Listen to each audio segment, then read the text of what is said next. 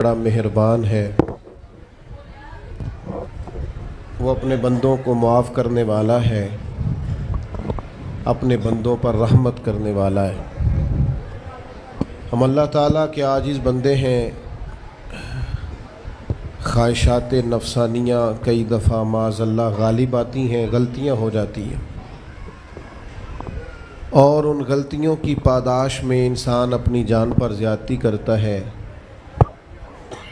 اللہ تعالیٰ معاف کرے تو اس کا سفر اللہ کے عذاب کی طرف ہوتا ہے۔ اب ہمیں یہ حکم ہے کہ ہم سب بار بار استغفار کریں اپنے رب کی بارگاہ میں، اس کے حضور توبہ کریں، اللہ سے معافی کے خواستگار ہوں۔ نبی پاک علیہ الصلوۃ والسلام نے تعلیم امت کے لیے فرمایا ہے کہ میں دن میں 100 بار اپنے رب سے استغفار کرتا ہوں۔ بار بار اس کی طرف رجوع کیا جائے، بار بار اپنے رب کے حضور معافی مانگی جائے، اور بار بار جائزہ لیا جائے اپنے اعمال کا۔ بار بار کوشش کی جائے کہ ہم اپنے آپ کو سنواریں، ہم اپنے آپ کو بدلیں، اپنے اندر تبدیلی لائیں، ہم ایسے اعمال کریں جس کی برکت سے اللہ تعالی ہمیں معاف فرمائے۔ اللہ جزائے بڑی مہربانی، جزاک بڑی مہربانی۔ کوشش کریں کہ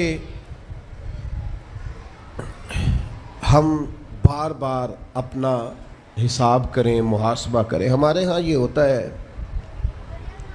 کہ لوگ اپنی جسمانی صحت کا تو بڑا خیال رکھتے ہیں کہ میری طبیعت ٹھیک نہیں، ٹیسٹ کرا لوں، یہ چیز کھاؤں، یہ نہ کھاؤں، میں غور کروں کہ کس چیز سے میری طبیعت خراب ہوتی ہے، کس سے بہتر ہوتی ہے، اس کا بڑا لحاظ اور خیال کیا جاتا ہے۔ لیکن روحانی زندگی کس سے برباد ہوتی ہے، کون سے گناہ ہیں جو باطن کو اجاڑ دیتے ہیں، دل کو تباہ کر دیتے ہیں، اخلاق کا جنازہ نکال دیتے ہیں، اس پر ہم غور نہیں کرتے۔ اپنی ساری زندگی اپنا ظاہر سنوارنے میں گزار دیتے ہیں، اور دل جس پر رب کریم کی نظر کرم رہتی ہے اس پر ہم توجہ نہیں کرتے۔ سب سے پہلے تو اپنا محاسبہ کریں زندگی میں۔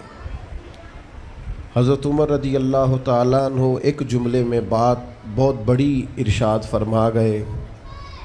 آپ فرماتے ہیں کہ اپنا حساب کرو اس سے پہلے کہ تمہارا حساب کیا جائے،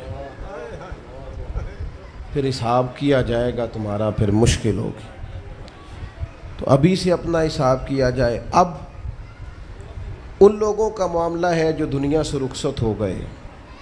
انسان خیر اور بدی اس کا مجموعہ ہوتا ہے، انسانوں میں نیکیاں بھی ہوتی ہیں، کمزوریاں بھی ہوتی ہیں۔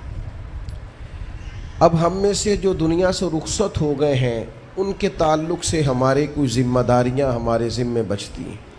ایک تو ہم سب کا معاملہ ہے، وہ میں نے پہلے عرض کر دیا کہ ہمیں اپنا حساب کرنا ہے، اپنے معاملات کو دیکھنا ہے، استغفار کرنا۔ پھر یہ کہ جو لوگ رخصت ہو گئے ان کے لیے کیا کریں۔ تو چونکہ انسان میں کمیاں بھی ہوتی ہیں، خوبیاں بھی ہوتی ہیں، تو سب سے پہلے تو اللہ کے حبیب علیہ السلام نے ہمیں فرمایا ہے کہ اذکروا محاسن موتاکم، جب تم میں سے کوئی رخصت ہو جائے تو اس کی اچھی اچھی باتوں کا ذکر کرو۔ ایسا نہیں کہ انسان میں ساری خوبیاں ہی ہوں گی، لیکن تم خوبیاں تلاش کر کے ان کا بیان کرو، تم زمین پر اللہ کے گواہ ہو۔ ایک تو جب بھی کسی جانے والے کا ذکر کریں خیر کے ساتھ کریں، بھلائی کے ساتھ کریں، اچھے لفظوں کے ساتھ کریں۔ کہیں کوئی کمی یاد آئے بھی تو اب اسے چھوڑ دے، وہ بندہ رخصت ہو گیا، اس کا ذکر خیر کے ساتھ کرنا، اس کو ذہن میں ضرور بٹھائیں۔ دوسری بات یہ کہ جب کوئی دنیا سے جائے تو اس کی طرف سے ایصال ثواب کریں، یعنی ایسے اعمال کرے جن کی وجہ سے اسے ثواب پہنچے۔ اب ہمارے ہاں جو رسم و رواج بعض بن گئے ہیں، بڑی بڑی دیگیں، بڑے لاؤ لشکر، نامی گرامی بندہ ہے تو نامی گرامی آؤ جاؤ تو کھانے تو بڑا جلسہ تو پتہ لگ جائے لوگوں کو، تو پہلے تو یہ یاد رکھو جس کام میں تھوڑی سی بھی ریاکاری ہو اس پر اللہ کی بارگاہ سے اجر کی امید کیسے رکھتے ہو؟ جب تک عمل خالص لوجہ اللہ نہیں ہوتا، جب اس پر ثواب مل نہیں رہا تو جائے گا کیسے؟ جتنا آپ عمل چھپا کے کریں گے، جتنا آپ عمل اللہ کی رضا کے لیے کریں گے، اتنا ثواب زیادہ ہوگا، جانے والے کو فائدہ زیادہ ہوگا۔ وہ میں ختموں پہ جاتا ہوں کئی دفعہ تو وہ کہتے ہیں اتنے لاکھ روپیہ مسجد کو دیا، اس کا بھی اعلان کر دیں، اتنے قرآن پاک پڑھے ہیں تو اس کا بھی اعلان کر دے۔ کس کو بتا رہے ہو اعلان کر کے؟ اللہ کو تو پتہ ہے تم نے کیا پڑھا ہے، یہ پرچیاں پڑھ پڑھ کے کس بات کی سنا رہے ہو؟ کیا مطلب ہے اس کا؟ حضرت عبداللہ ابن مسعود رضی اللہ تعالیٰ عنہ فرماتے ہیں بعض ریاکار مر کے بھی ریاکاری نہیں چھوڑتے۔ حضور مر کے ریاکاری نہیں چھوڑتے، مرنے کے بعد کیسے ہوگی؟ فرماتے ہیں ان کی خواہش ہوتی ہے جنازے بڑے ہونے چاہیے، لوگوں کو پتہ لگ جائے فلانا گیا ہے، مرنے کے بعد بھی تو دکھاوا کر رہا۔ حضرت ابو ذر غفاری رضی اللہ تعالیٰ عنہ کا جنازہ چند لوگوں نے پڑھا ہے، 4-5 لوگوں نے، اور حضور کے محبوب ترین صحابی ہیں۔ بڑا جنازہ بھی بڑی بات ہے، اللہ تعالیٰ توفیق دے تو اچھے لوگوں کے بڑے جنازے، لیکن کسی کا جنازہ چھوٹا بھی ہو جائے تو مطلب یہ نہیں کہ بندہ ٹھیک نہیں تھا۔ بات کی سمجھ آ رہی ہے؟ تو میرے عزیز، اصال ثواب کریں تو اللہ کی رضا کے محض پتہ ہوتا ہے محلے میں غریب کون ہے، اپنے والد اور والدہ کے نام پر غریب کو دے دیں، کسی مقروض کی مدد کریں، اس بیچارے کی جان چھوٹ جائے۔ آپ کوئی گلی ٹھیک کرا دیں جہاں سے لوگوں کا گزرنا آسان ہو، آپ کچھ ایسا نظام کر دیں جس سے لوگوں کے لیے آسانیاں پیدا ہو جائیں، لیکن آپ محض وہی کام کریں گے جس سے دکھاوا ہوگا تو کیا امید کرتے ہیں اس پر اجر کی؟ تو اصال ثواب دیکھیں قوم کو ضرورت کیا ہے، وہ والا اصال ثواب کریں۔ حضرت سعد رضی اللہ تعالیٰ عنہ نے جب آن کر کے عرض کیا تھا کہ یا رسول اللہ صلی اللہ تعالیٰ علیہ وسلم، میری والدہ کا انتقال ہو گیا ہے تو میں ان کے لیے کیا کروں؟ تو محبوب نے فرمایا کہ فلاں جگہ پانی کی قلت ہے تو وہاں کنواں کھدوا دے۔ معنی کیا ہے کہ اس پانی پینے سے اللہ تبارک و تعالیٰ تیری ماں کو اس کا اجر عطا فرمائے گا۔ صدقہ تو جس چیز کی ضرورت ہے آپ وہ چیز کر کے دیں، اور ختم چپ کر کے بھی ہو جاتا ہے، گھر کے اندر بھی ہو جاتا ہے، اکیلے بھی ہو جاتا ہے، اس کے لیے لاکھوں کروڑوں لگانے کی کوئی ضرورت بھی نہیں۔ چوتھی بات، تیسری بات، کوشش فرمائیں کہ جو نیکیاں جانے والا کرتا تھا وہ نیکیاں جاری رہیں، اس کے بچے، اس کی اولاد، اس کے سارے رشتہ دار ان نیکیوں، اگر وہ کوئی بھلائی کرتا تھا تو وہ بھلائی ہوتی رہے، وہ جاری رہے، وہ سلسلہ آگے بڑھایا جائے۔ ہم یہ کرتے ہیں کہ ہم خیر کے کاموں کو جاری نہیں رکھتے، بلکہ والد کے جانے کے بعد تو بچے بڑے سیانے ہوتے ہیں، وہ کہتے ہیں ابا جی کو تو بس وہ فلانا غریب بھی لوٹ کے لے جاتا تھا، فلانا بھی اپنی مجبوری سنا کے، تو ہم تو سیانے ہیں۔ اور خدا کے بندے، حضور علیہ السلام نے فرمایا تمہیں جو روزی دی جاتی ہے وہ تمہارے کمزوروں کی وجہ سے دی جاتی ہے، وہ جو ضعیف کمزور لوگ تمہارے دسترخوان سے کھا جاتے ہیں ان کے سبب سے اللہ تعالیٰ تمہیں عطا کرتا ہے۔ تو اس لیے یہ تو کوئی طریقہ نہیں ہے کہ آپ کے بزرگ خیر کا کام کرتے تھے آپ نے چھوڑ دیا، تو آپ ایک کام یہ کریں کہ ان کی نیکیاں جاری رکھیں۔ اور چوتھی بات یہ کہ ان کے لیے دعا کریں۔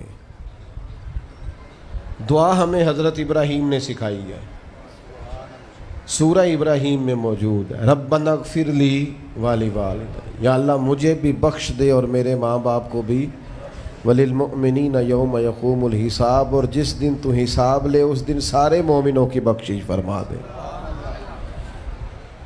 ایک شخص نے نا حضور علیہ السلام کے سامنے دعا مانگی، اللہ مجھ پہ رحم فرما اور اپنے نبی پہ رحم فرما۔ حضور فرمانے لگے تو نے اللہ کی رحمت کو محدود کیوں کر دیا ہے؟ تو کہہ سارے مومنوں پہ رحم فرما، سب پہ رحم فرما۔ بھائی سب کے لیے دعا مانگیں۔ یہ 2-4 بچوں کا موبائل کا مسئلہ رہ گیا، باقیوں کا بیٹا بیٹھ جاؤ، پیارے بیٹے بیٹھ جاؤ، پتر بیٹھ جاؤ، آپ بھی بیٹھ جاؤ بیٹے،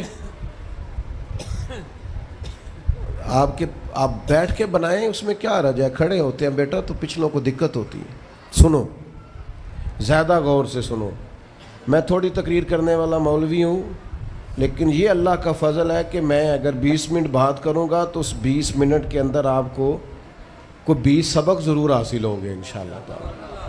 ہاں، وہ کوشش ہوگی کہ وہ جتنی بات ہے وہ تربیتی ہے۔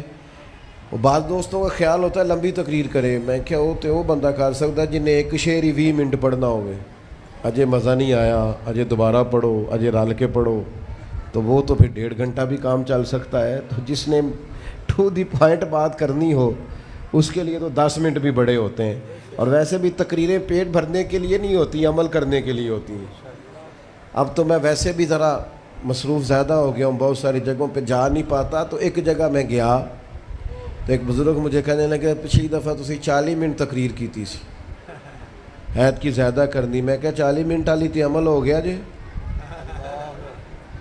تو اگر تقریریں کانوں کی لذت کے لیے سننی ہے تو سنتے رہیں، پھر تو کئی راتیں لوگ جلسے سنتے ہیں۔ مقصود کیا ہے؟ نتیجہ کیا ہے؟ جو عرض کر رہا ہوں اس پر غور کریں، سب کے لیے دعا کریں۔ ایک بات خاص کرنے لگا ہوں،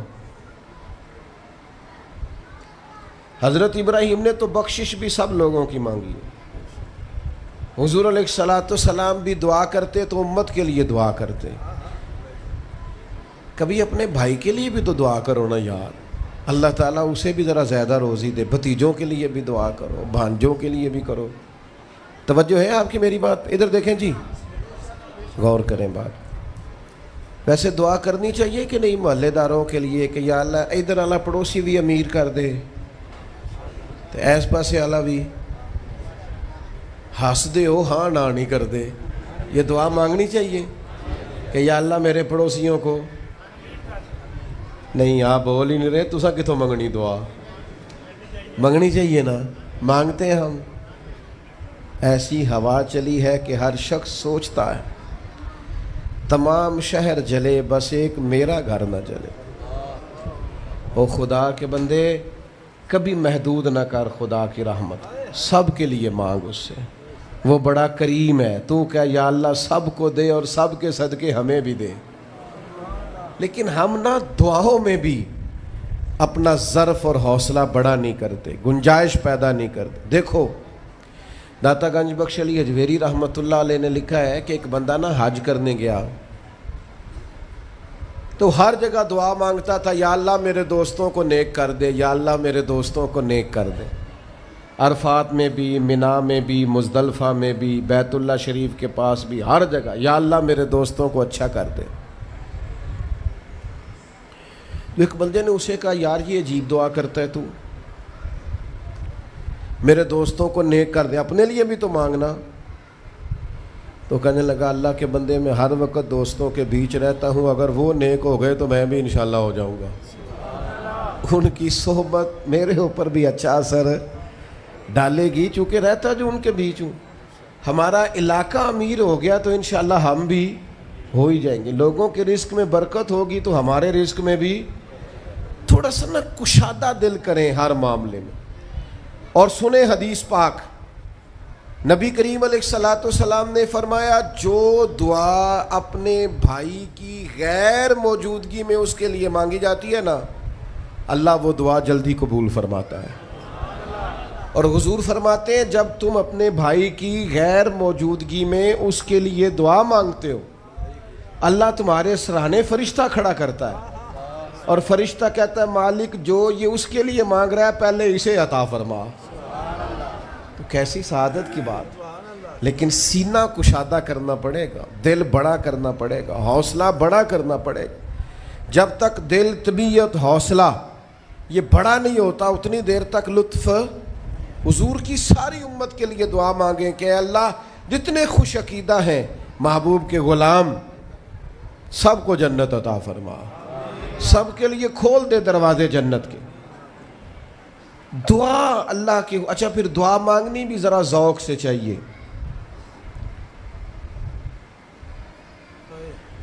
کسی بندے نال ذاتی کام ہوئے، ذاتی کوئی لوڑ پہ جائے وہ کیویں کرائی دا پلا جی؟ ਤੁਹਾਨੂੰ ਪਤਾ ਹੈ ਸਾਰਿਆਂ ਨੂੰ ਗੱਲ ਦਾ। ਸਲਾਮ ਅਲੈਕੁਮ ਜਨਾਬ। ਕਹਿੰਦਾ ਵਾਲੇਕੁਮ ਅਸਲਾਮ। ਕਿੱਥੇ ਹੋ ਜੀ? ਮੈਂ ਤੇ ਦੂਰ ਆ ਕਿਧਰੇ, ਤੁਸੀਂ ਹੁਕਮ ਕਰੋ। ਕਹਿੰਦਾ ਨਹੀਂ ਟੈਲੀਫੋਨ ਵਾਲੀ ਗੱਲ ਹੀ ਨਹੀਂ, मैनू मिल किधरे। और रात को किसी वक्त कहता मैं 2 बजे आऊँगा, मैं जागना यार मजबूरी बड़ी है, तू भावें 3 बजे आ, मैं मैनू मिल के सौवी। फिर उसको जाके मजबूरी बताते हैं, कलियाँ कस्में उठाते हैं, और ये भी उसको कहते हैं बार बार कि मैं सारे दोस्तां संगियां साथियां साकां नू आख बैठा, तेरे तो बगैर गल को नहीं सुनी किसी भी। पूरा कायल करते हैं उसको, पूरा मजबूर कर देते हैं मदद करे। करते हैं कि नहीं? ऐसा लोग करते हैं ना। और तुम्हें पता है बंदा कैसे मानता है, मना लेते हो तो सीख जाओ ना रब कैसे मानता है। कभी बैठो ना अकेले मुसल्ला बिछा के और कहो ना उससे कि मालिक तेरे सिवा किधर जाए। किससे कहें, किसकी बारगाह में अर्ज करें? कौन है जिसके हुजूर जाएं? एक बुजुर्ग थे तो उनकी बड़े दर्द से दुआ मांगते थे, तो किसी ने कहा कि आपने दुआ मांगने का तरीका किससे सीखा? कहने लगे अपनी बीवी से। ना बीवी से कैसे सीखा? तो वो कहने लगे मेरी बीवी को कोई काम था घर का, कोई खर्चा उसने मुझे बताया, तो मैंने उसे कहा अभी मेरे पास पैसे कोई नहीं, आते हैं कहीं से तो देता हूँ, करा देंगे। औरतों की आदत होती है 2-4 दिन के बाद फिर याद कराया कि वो काम घर का होने वाला है, पैदा किया है, बता तेरी बारगाह में अर्ज न करूं तो फिर मैं किससे करूं। बंदे तो बात सुनते हैं तो फिर वो पर्दे खोल देते हैं, देते कुछ नहीं और लोगों को सुनाते हैं फलाना आया जी पैसे पे मंगदा है। एक संगी सी एक दफा ते उन्हें भाई ओदा तगड़ा चंगा, दूर किसी संगी को लोने को मदद लई थोड़ी। मैंने कहा यार तेरा भाई ठीक ठाक है? वो कहता देंदा ते है पर बदनामी बड़ी करता है, सब नू दस छड़ता है। इज्जत रब की बारगाह में बंदा अर्ज करता है तो बंदे का पर्दा भी रह जाता है और वो अता भी कर देता है। मेरे दोस्तों, दुआएं शौक से मांगो, दुआएं दर्द से मांगो। वो अकबर अलाहाबादी ने कहा था मुसीबत में भी अब याद खुदा हमको नहीं आती। दुआ मुंह से ना निकली, जेबों से अर्जियां ही निकली। दफ्तरों में दरखास्तें जमा कराने के लिए बड़ा वक्त है, उसकी बारगाह में क्यों नहीं बैठते? उसके हुजूर हाजिर क्यों नहीं होते जो पर्दा पोशी करे, अपने बंदों को नवाजे? और 10 मिनट निकाल के उसकी बारगाह में आ तो सही। हुजूर फरमाते हैं, रब कहता है मेरा बंदा जब मेरी बारगाह में हाथ उठाता है मुझे हया आती है, मैं खाली वापस कैसे करूं? जाते ही नहीं, अर्ज ही नहीं करते। दुआ तो मोमिन का हथियार है, ताकत है बंदे की, शान है। हर दुख सुख रब रसूल की बारगाह में करे, ताकतवर हो जाए। और फिर दुआ ज़ौक से करे, शौक से। मैं छोटा सा आदमी हूँ, सुबह मस्जिदों में ना कारी साहब के पास, हाफिज साहब के पास बच्चे सबक पढ़ने आते हैं, अलिफ बा ता सा। मेरी तरह का सबसे छोटा मौलवी भी सबक पढ़ा रहा हो ना, तो बच्चा सबक पढ़ाते इधर उधर देखे तो कारी साहब थप्पड़ मारते, कहते इधर तक कोई सबक मेरे से पढ़ रहा, देख उधर रहा है। और बात भी ठीक है कि वो बच्चा कैसे पढ़ेगा जिसका ध्यान ही नहीं, लफ्ज़ों की पहचान ही नहीं होगी। डांटते हैं उस्ताद इधर तवज्जो कर। अजीब लोगों ने रब से दुआ मांग रहे हैं, ध्यान किसी और तरफ है, दिल किसी और तरफ है, ज़ौक़ किसी और तरफ, तवज्जो ही कोई नहीं। मांग अल्लाह से रहे। बारगाह कितनी बड़ी है और रटी रटाई दुआएं चल रही हैं, दुआओं में बातें हो रही हैं। उनते बंदे दुआ दे टाइम भी मोबाइल नहीं बंद करते, ओदी भी वीडियो चाहिए उन्होंने, अल्लाह से मांग रहे हैं। उस वक़्त भी तवज्जो। हज़रत मूसा अलैहिस्सलाम ने अर्ज़ की रब की बारगाह में कि मेरी कौम अर्ज़ करती है मालिक तू हमारी दुआएं कबूल नहीं फरमाता। तो अल्लाह करीम ने फरमाया कलीम इनके लफ्ज़ मेरे साथ होते हैं, दिल नहीं मेरे साथ होते। जुमले रटे रटाए बोलना और दिल पता नहीं कहाँ गर्दिश कर रहा है। बात जो दिल से निकलती है असर रखती, पर नहीं ताकत परवाज मगर रखती। अब जो हम जाने वालों के लिए दुआएं करेंगे, उसमें तो हमें चाहिए आप पीर साहब से दुआ ज़रूर कराएं, अल्लामा साहब से ज़रूर दुआ कराएं, लेकिन जिस ज़ौक़ से पुत्र ने दुआ मांगनी है ना वालिद के लिए, وہ دوسرا کوئی نہیں مانگ سکتا. جو بیٹی نے دعا مانگنی ہے نا درد سے، وہ دوسرا کوئی. آپ خود دعا مانگیں، خود ختم شریف پڑھیں، خود تلاوت کریں. اسی بڑے منفرد لوگ ہاں. ہمارا یہ طریقہ ہے کہ ہم نے رویہ اس طرح کا بنایا ہوا ہے کہ قرآن شریف بھی کوئی اور ہی پڑھے گا ہمارے ابا جی کے لیے. وہ بھائی آپ بھی تو کوئی 2 سپارے پڑھے نا اپنے والد کے لیے. وہ میں اینے قرآن پاک پڑھائے نے، تو آپ کنے پڑھے نے بھائی؟ ایک بھی نہیں. وہ سارے مدرسے کے بچے. اور پھر آپ نے ناراض نہیں ہونا میری بات سے. قرآن پاک کے بارے میں نبی پاک علیہ السلام نے فرمایا جب تک دل جمے پڑھو، اور جب دل نہ جمے طبیعت تھکے تو چھوڑ دو. تو جڑا اسی بالاں نو بلانے ہیں مدرسیوں تو کہنے ہیں پورا قرآن پڑھ کے ہی اٹھنا جی، وہ کی مطلب ہے؟ ان کا دل کرے تو آدھا سپارہ پڑھیں، دل کرے تو 1 رکوع پڑھیں. آپ نے تو پابند کر دیا ہے. کس بنیاد پر پابند کیا آپ نے؟ آپ خود پڑھیں. اور پھر علماء نے لکھا ہے بچہ نیت کر لے والد کے لیے پڑھ رہا ہوں، کہنے کی بھی ضرورت نہیں، اللہ ثواب عطا کر دے گا. خود 1 سپارہ نہیں. اور بیٹا بیٹی بھائی سنیں میری بات، اللہ آپ کو سلامت رکھے. میری بات سنیں. اب ہم نے کرنا کیا ہے؟ اب کرنا یہ ہے کہ ہم نے خوب دعا کرنی ہے. آج بھی جن کے ختم کے لیے ہم آئے ہیں نا، ہمارا دل پورا لگ جائے. اس طرح بندہ رب کو مناتا ہے نا، یہ ضروری نہیں کہ یہاں سے سپیکر سے یہ دعا ہوگی وہی دعا ہے. آپ اپنے دل میں 2 جملے کہہ دیں اس کے لیے کہ یا اللہ تو مہربان ہے. دیکھو لمبا نہیں یاد رکھتے لوگ، جو قبروں میں پڑے رہ گئے. آہستہ آہستہ بندے بھولنے لگتے ہیں. جب کسی کا انتقال ہوتا ہے لوگ روز قبرستان جاتے ہیں. پھر تھوڑے دنوں کے بعد یہ روٹین کیے. فرمایا قبر والا میری ماں، میرا باپ، میری اولاد میرے میرے میرے میرے لیے دعا کریں، میرے اپنے میرے لیے دعا کریں. وہ تو انتظار کر رہا. دوستو اپنے جانے والوں کا بہترین تحفہ ان کے لیے دعا کرو. میری والدہ میرے والد چلے گئے، کوئی مجھ سے پوچھے نا ان کے لیے کیسے دعا کرتے تو میں کہتا ہوں میری سانسیں بھی دعا کرتی، میری دھڑکنیں بھی دعا کرتی. ایک دن نہیں، ایک دن میں کئی دفعہ جب بھی خیال آتا ہے ان کے. قرآن مجید نے خود توجہ دلائی وَقُلْ رَبِّ ارْحَمْهُمَا كَمَا رَبَّيَانِي صَغِيرًا. اللہ کہتا ہے کہو اے اللہ ان دونوں پہ رحم فرما، جب میں چھوٹا تھا تو میری انہوں نے پرورش کی تھی. رب نے دعا سکھائی. بھائیو صرف مسلمان کا آج موبائل بھی آباد ہے، فوٹو بھی آباد ہے، اور دسترخوان بھی آباد ہے، اور ہوٹل بھی آباد ہے. جس چیز کو آباد نہیں کرتے وہ مسلح ہے. مسلح کمزور ہے، مسلح طاقتور ہونا چاہیے. وہ بندہ طاقتور ہے جسے اللہ سے جڑنا آتا ہے، دعائیں مانگنی آتی، التجائیں کرنی آتی. خوب دعائیں مانگیں، خوب اس کی بارگاہ میں حاضری دیں. آخری بات آپ سب کے لیے میری یہ ہے کہ ہم سب نے دنیا کو چھوڑ کے جانا ہے. ہم دنیا میں اچھے عمل کرنے آئے ہیں. جڑا بچہ اتوں پردیس گیا ہے نا، ابا جی نے پلاٹ ویچیا ہے تے اماں نے زیور ویچیا ہے،